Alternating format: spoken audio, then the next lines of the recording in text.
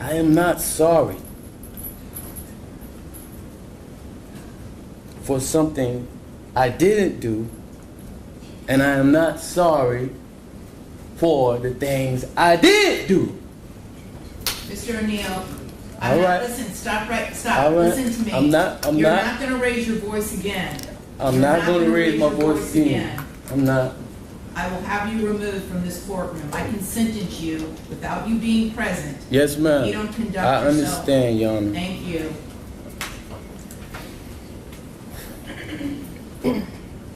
But I will say, I'm sorry for your loss. 19 years I've been at this job. I've seen human beings killed at the hands of others in every way imaginable. You name it, I've seen it. Shootings, stabbings, drownings, suffocatings, blown apart by cars in DUI manslaughter cases. Horrible things.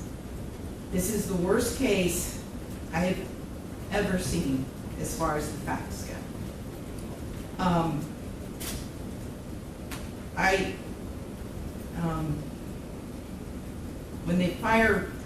When the person from fire department, when he testified, and when he said that he retrieved the body of Ronivia O'Neill from the home, and all he could do was sob. It took every ounce I had not to start sobbing too.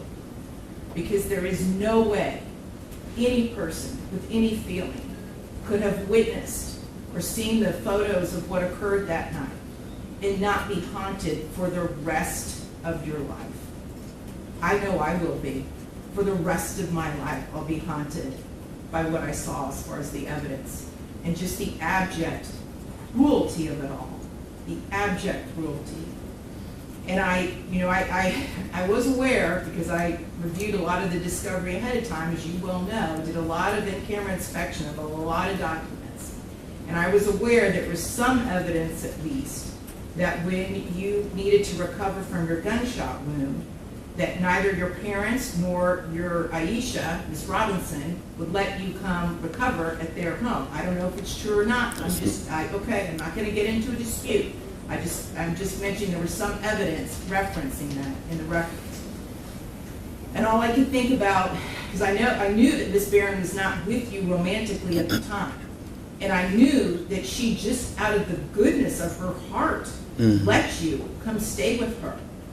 And it is beyond tragic that that critical decision ended in so much horror for her and for her children. It is unspeakably cruel what happened as a result of that one decision. The way that Ms. Barron died was horrific, and that 911 call, which captured truly all of it. You heard, and everyone who's heard that 911 call heard a death scream. If anybody ever wants to know what it sounds like before a human being dies, knowing that their death is imminent, that's exactly what it is. That was a death scream.